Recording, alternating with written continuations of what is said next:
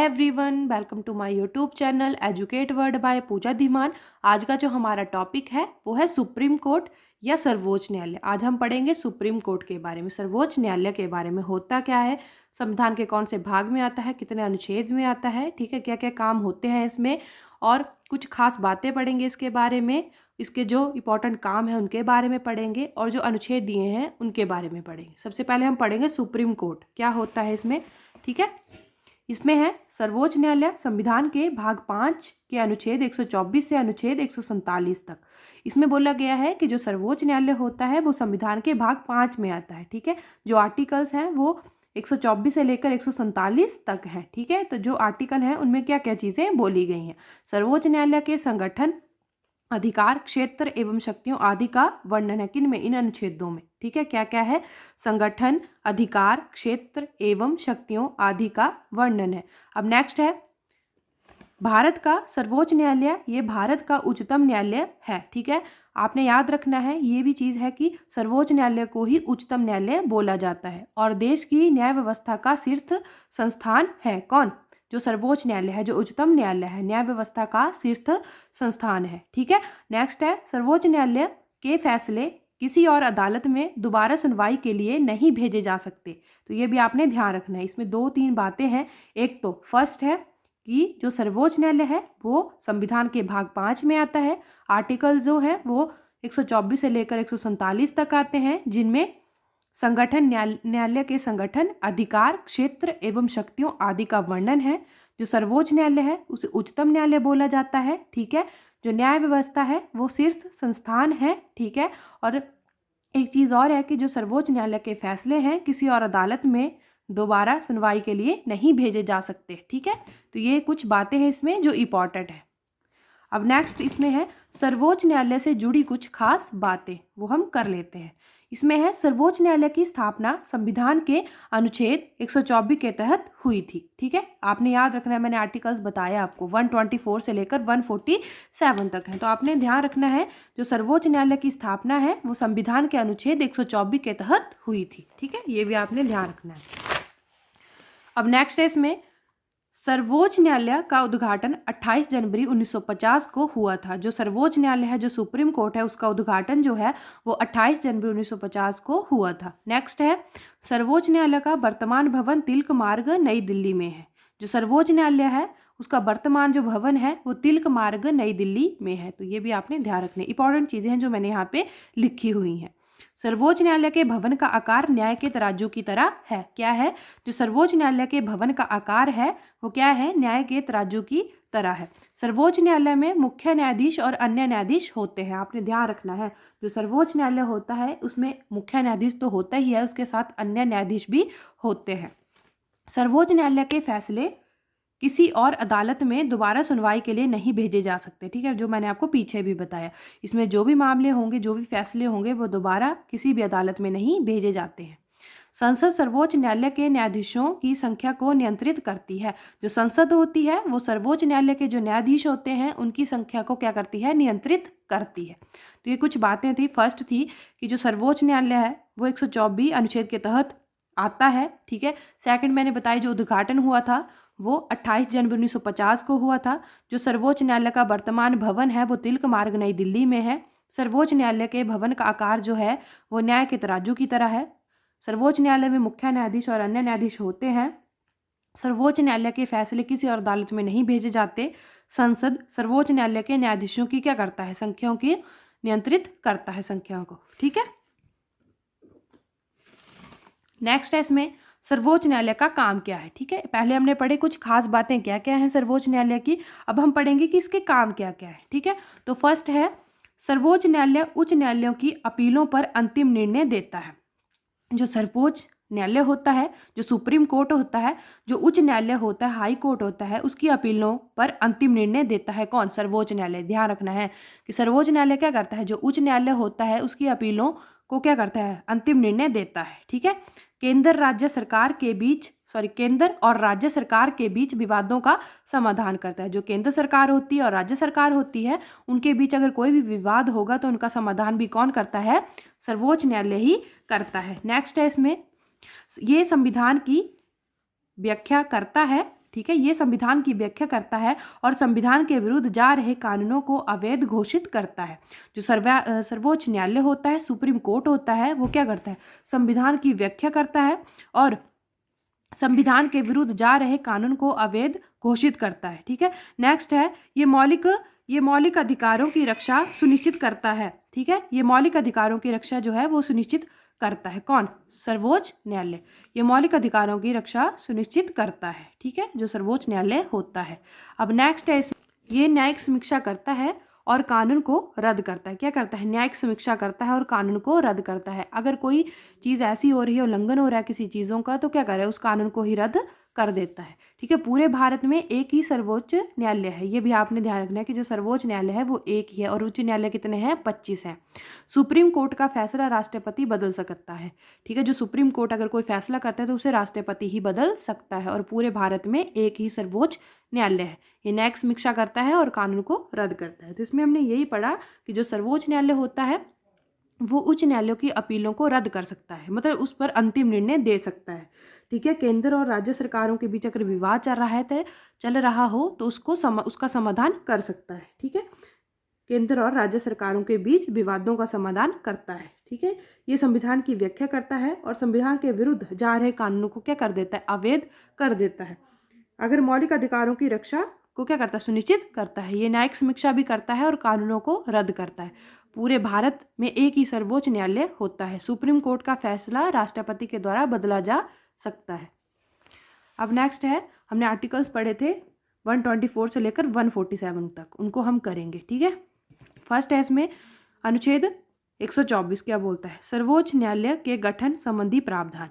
जो सर्वोच्च न्यायालय का गठन होता है उससे संबंधी प्रावधान इस अनुच्छेद में किए गए हैं। ठीक है, फर्स्ट है, इस अनुच्छेद के तहत भारतीय संविधान में कहा गया है कि भारत का एक सर्वोच्च न्यायालय होगा। ठीक है, जिसमें एक मुख्य न्यायाधीश होगा तथा 7 से अधिक अन्य न्यायाधीश नहीं हो सकते। ठीक है, पर संसद को कानून द्वारा न्यायाधीशों की संख्या बढ़ाने का अधिकार है। इसमें बोला गया कि इस अनुच्छेद के तहत भारतीय संविधान में कहा गया है कि भारत का एक सर्वोच्च न्यायालय होगा जिसमें एक मुख्य न्यायाधीश होगा तथा 7 से अधिक क्या होगा? अन्य न्यायाधीश नहीं हो सकते। 7 से अधिक नहीं हो सकते, केवल 7 ही होंगे। ठीक है, पहले ऐसा बोला गया था। पर संसद को कानून द्वारा न्यायाधीश की संख्या बढ़ाने का अधिकार है।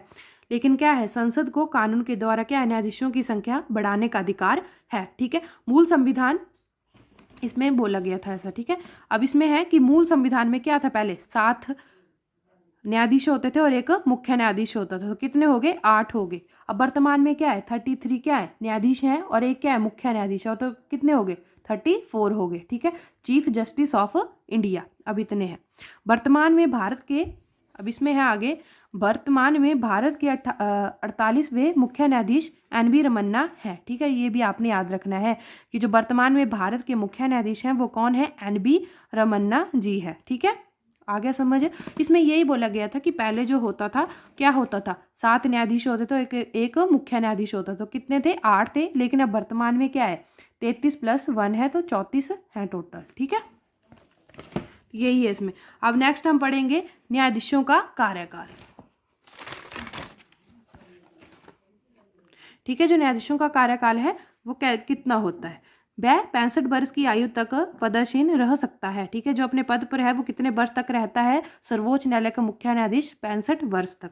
ठीक है, आगे है, उसके मामले में किसी प्रश्न के उठने पर संसद द्वारा स्थापित संस्था इसका निर्धारण करेगी। ठीक है, क्या होता है? वो अपने जो उस पद पर है वो 65 वर्ष तक रह सकता है, लेकिन अगर कोई प्रश्न उठाता है तो संसद द्वारा स्थापित संस्था इसका निर्धारण करती है। ठीक है, वह राष्ट्रपति को लिखित त्याग पत्र देकर पद त्याग सकता है। अगर उसने क्या करना हो, अपना पद त्यागना हो, तो राष्ट्रपति पति को लिखित त्याग पत्र दे सकता है। कौन? जो सर्वोच्च न्यायालय का मुख्य न्यायाधीश होता है। संसद की सिफारिश पर राष्ट्रपति द्वारा उसे पद से हटाया जा सकता है।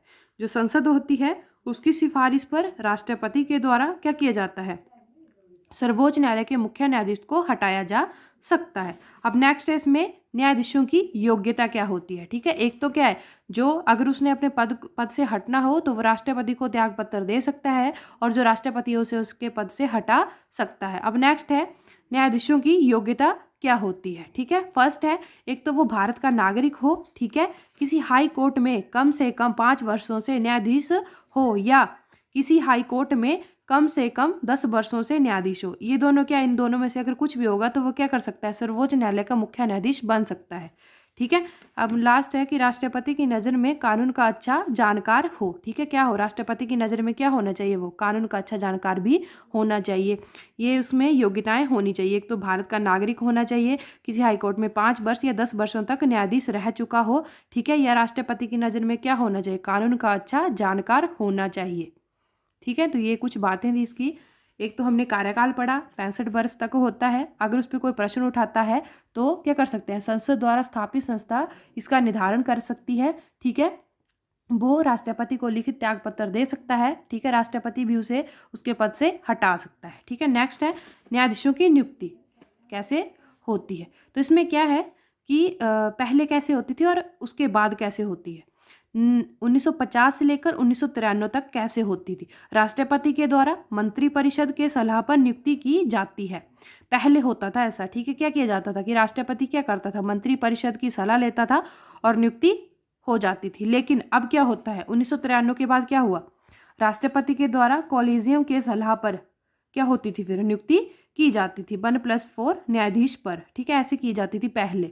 कॉलेजियम का मतलब होता है कमेटी। ठीक है, राष्ट्रपति के द्वारा या कमेटी की सलाह पर क्या किया जाता है, नियुक्ति की जाती है। अब 1993 के बाद अब तक ऐसे ही होती है, लेकिन पहले ऐसे होती थी, राष्ट्रपति के द्वारा मंत्रिपरिषद की सलाह पर नियुक्ति होती थी। आपने ध्यान रखना है कि पहले जो है वो 1950 और 1993 तक कैसे होती थी, जो राष्ट्रपति होता था वो मंत्रिपरिषद की सलाह लेता था। लेकिन अब जो है वो राष्ट्रपति क्या करता है, कॉलेजियम की सलाह पर नियुक्ति करता है। ठीक है, कॉलेजियम का मतलब आपने यहाँ पे ध्यान रखना है, कमेटी होती है। ठीक है, यही है न्यायाधीशों की नियुक्ति के बारे में। ठीक है,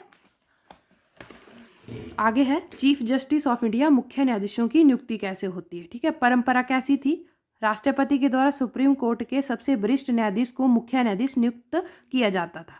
क्या किया जाता था कि परंपरा, राष्ट्रपति के द्वारा सुप्रीम कोर्ट के सबसे वरिष्ठ न्यायाधीश को क्या किया जाता था, मुख्य न्यायाधीश नियुक्त किया जाता था। लेकिन परंपरा का उल्लंघन हुआ है, कितनी बार, 2 बार हुआ है। किन किन की बारी में हुआ है ऐसा, एक तो अजीत नाथ रे थे जिनको 1973 में बनाया था, इनकी बारी में क्या हुआ था, परंपरा का उल्लंघन किया गया था। अमीदुल्ला वेग थे 1977 में, इनकी बारी में भी क्या हुआ था, परंपरा का उल्लंघन हुआ था। जैसे नियुक्ति होती थी वैसे नहीं हुई, तो इनकी बारी में क्या हुआ कि परंपरा का उल्लंघन किया गया था। ठीक है, जो इसमें 2 क्वेश्चन बहुत इंपॉर्टेंट है कि सबसे लंबे समय तक चीफ जस्टिस ऑफ इंडिया कौन रहे, बाई बी चंद्रचूड़, कितने 2696 दिन है यहाँ पे। ठीक है, इतने दिन रहे थे ये लंबे समय तक। सबसे कम समय तक कमल नारायण सिंह, कितने 17 दिन रहे सिर्फ। ठीक, कितने 17 दिन। ठीक है, ये भी आपने याद रखना है कि सबसे लंबे समय तक बाई बी चंद्रचूड़ जी 2696 दिन रहे थे। सबसे कम समय तक कमल नारायण सिंह जी 17 दिन तक रहे थे। ठीक है, परंपरा 2 बार टूटी थी, अजीत नाथ रे की बारी में और अमीदुल्ला वेग जी के बारे में। ठीक है, परंपरा क्या थी कि राष्ट्रपति के द्वारा सुप्रीम कोर्ट के सबसे वरिष्ठ न्यायाधीश को मुख्य न्यायाधीश नियुक्त किया गया है, किया जाता था मतलब। ठीक है, तो क्या हुआ था, परंपरा टूटी थी, उल्लंघन हुआ था परंपरा का इन दोनों की बारी में। ठीक है, लंबे समय तक जो रहे थे वो बाई बी चंद्रचूड़ थे, सबसे कम समय तक रहे कमल नारायण सिंह जी थे, वो 17 दिन तक रहे थे। ठीक है, तो ये था हमारा टॉपिक जिसमें हमने सुप्रीम कोर्ट के बारे में पढ़ा कि कौन से आर्टिकल्स में, एक तो भाग 5 में आते हैं, और आर्टिकल जो है वो 124 से लेकर 147 तक है। ठीक है, कुछ खास बातें पढ़ी हमने इनके बारे में, क्या क्या काम है इनके वो पढ़े। अनुच्छेद जो है वो 124 से लेकर 147 तक है, लेकिन हमने सिर्फ अभी यहाँ पे 124 अनुच्छेद को ही किया। ठीक है, जो बाकी हैं वो नेक्स्ट वीडियो में आएंगे, पार्ट 1 है वीडियो का, उसमें हम कंप्लीट करेंगे उन अनुच्छेदों को। आई होप आपको समझ आ गया हो जो मैंने पढ़ाया। ठीक है, जो बचा वो हम नेक्स्ट वीडियो में करेंगे। तो इससे रिलेटेड कुछ MCQ क्वेश्चन है वो हम कर लेते हैं। ठीक है, सर्वोच्च न्यायालय कौन से अनुच्छेद में आते हैं। ठीक है, कौन से अनुच्छेद में आते हैं, 124 से 147 तक, 128 से 147 तक, 121 से लेकर 147 तक। तो ये आते हैं 124 से लेकर 147 तक। सर्वोच्च न्यायालय का उद्घाटन कब हुआ था, 26 जनवरी 1950 को हुआ था, 27 जनवरी 1950 की 28 जनवरी 1950, तो हुआ था 28 जनवरी 1950, जो मैंने आपको शुरू में ही बताया था। ये है यहाँ पे। नेक्स्ट है सर्वोच्च न्यायालय का वर्तमान भवन कैसा है। ठीक है, कहाँ पे है। ठीक है, यहाँ पे कहाँ पे आएगा, कहाँ है, तिलक मार्ग नई दिल्ली है, हैदराबाद है कि हिमाचल, तो कहाँ है, तिलक मार्ग नई दिल्ली है। ठीक है, नेक्स्ट है, पूरे भारत में कितने सर्वोच्च न्यायालय हैं? कितने हैं? 1 है, 3 है, 4 है कि 5 है? कितने हैं? 1 ही है पूरे भारत में। ठीक है। वर्तमान में सर्वोच्च न्यायालय के मुख्य न्यायाधीश कौन है? एन.वी. रमन्ना है, अजीत नाथ रे हैं कि अमिदुल्ला वेग हैं? तो कौन है? एन.वी. रमन्ना। ठीक है। अब लास्ट क्वेश्चन है, सर्वोच्च न्यायालय के मुख्य न्यायाधीश कितने वर्ष तक अपने पद पर रह सकता है? 65, 70 या 62? तो कितना बताया था मैंने? 65। ठीक है। तो ये थे इससे रिलेटेड कुछ क्वेश्चन जो मैंने करवा दिए, आप भी इनको अच्छे से देख ले। आई होप आपको वीडियो अच्छी लगी हो, तो वीडियो को लाइक करें और चैनल को ज़रूर सब्सक्राइब करें। Thank you.